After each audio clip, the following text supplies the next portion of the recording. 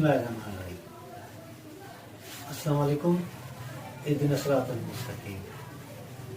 सिकंदर बादशाह कंहिं बादशाह वटि क़ैद थी वियो त उन बादशाह सिकंदर खे चयो त तोसां कहिड़ो रवैयो रखियो वञे। त सिकंदर बादशाह चयोसि जेको बादशाह बादशाह सां कंदो आहे। रवैयो ॾाढो अहम हूंदो आहे।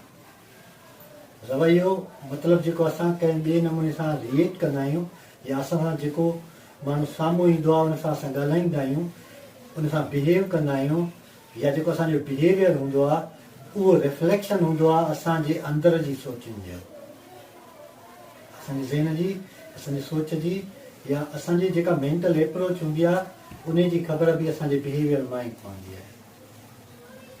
तव्हां ॾिठो हूंदो त केतिरा ई माण्हू ॿाहिरां त तव्हांखे सुलझल लॻंदा, पर जॾहिं उहे कंहिं माण्हू सां ॻाल्हाईंदा आहिनि त उन्हनि जो रवैयो एॾो अजीब हूंदो आहे, एॾो अणवणंदड़ हूंदो आहे, एॾो बेकार ऐं ख़राबु हूंदो आहे जो दिलि चवंदी आहे त इन सां वास्तो ई न रखिजे, इन खां तालुक़ ई कटे छॾिजे ऐं क़तई तालुक़ थी वञिजे ऐं उन सां ॿीहर मुंहुं ई हुनजो न ॾिसिजे, न ई उन सां मिलिजे।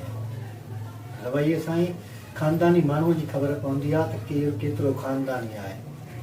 बदिख़लाक़ माण्हू पंहिंजे रवैये जे करे हमेशह शिकस्त खाईंदो आहे, हमेशह पोइते पवंदो आहे ऐं हमेशह ई कंहिं न कंहिं नुक़सान जो मुंहुं हुनखे ॾिसणो पवंदो आहे। तव्हां कॾहिं ॾिठो आहे त कॾहिं कॾहिं वॾनि उहिदनि ते बि हिकु बेकार क़िस्म जे रवैये वारा माण्हू मौजूदु हूंदा आहिनि जेके बदिख़लाक़ीअ जो हिकिड़ो पूरो दास्तान हूंदा आहिनि। उहे ईअं जे बादशाह तख़्त ते वेहंदा आहिनि ऐं उन्हनि खे कंहिं बि क़िस्म जी ख़बर न पवंदी आहे त उहे छा ॻाल्हाए रहिया आहिनि, कहिड़े क़िस्म सां बिहेव करे रहिया आहिनि। माण्हूअ जे नसुली हुजण जी ख़बर उनजे रवैये मां पवंदी आहे।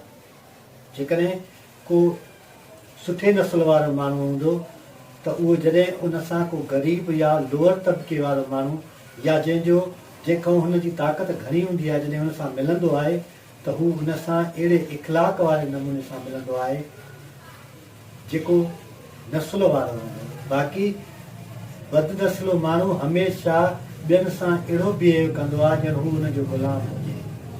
जेको माण्हू पंहिंजो ग़ुलाम पाण हूंदो आहे, यानी अंदर जो अहसास कमतरी में मुब्तला हूंदो आहे, उहो हमेशह पंहिंजे लफ़्ज़नि जी ताक़त वठी ॿियनि खे किराइणु चाहींदो आहे, ॿियनि खे कमज़ोर करणु चाहींदो आहे, ॿियनि खे नाकारा करणु चाहींदो आहे ऐं ॿियनि खे कंहिंखे बि फ़ाइदो न ॾींदो आहे।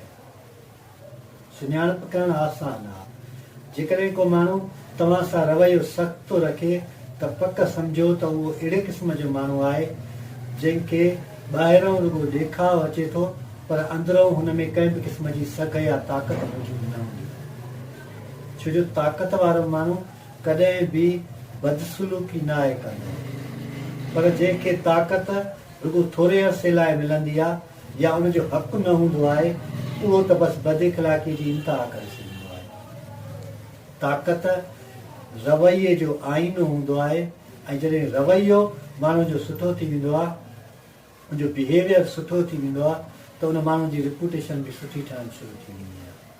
तव्हां ॾिठो हूंदो त अक्सर करे माण्हू जज़्बात जे वाकिरे में वेही वेंदा आहिनि, कावड़ ऐं गुस्से में पंहिंजी असलियत ज़ाहिर करे वेंदा आहिनि ऐं हू उहो रवैयो ॾेखारींदा आहिनि, उहो बिहेवियर ॾेखारींदा आहिनि जेको हुननि जी शख़्सियत जो ओहिड़ो बि न आहे हूंदो। असांजी शख़्सियत जो अंदाज़ो असांजे बिहेवियर मां ई लॻी सघंदो आहे। असांजे बाइख़लाक़ हुजण जी ख़बर असांजे रवैये मां पवंदी आहे। असांजे ख़ानदानी हुजण जी ख़बर माण्हुनि सां कहिड़े नमूने सां मिलूं था उन सां पवंदी आहे। असांजो मुस्कुराइण वारो अंदाज़, असांजे ॻाल्हाइण जो तरीक़ेकार, असांजो रवैयो ॿियनि सां कीअं आहे उन मां ई ख़बर पवंदी आहे त असां में केतिरो क़ीमती खज़ानो आहे। वरना ॿाहिरों त माण्हू वॾी खज़ाने वारा महसूसु थींदा आहिनि पर अंदरि उन्हनि जे ईअं हूंदो आहे जीअं को वहशी जानवर हूंदो आहे। उहे पंहिंजे गुस्से ऐं ताक़त जे बुनियाद ते एतिरियूं त ज़्यादतियूं ऐं ज़ुल्म करे वेंदा आहिनि जो जॾहिं उहे उन ताक़त तां हटी वेंदा आहिनि त को बि माण्हू उन्हनि सां मिलण लाइ तयारु न आहे हूंदो। दिलि आज़ारी रवैये जे करे बि हद खां घणी थींदी आहे।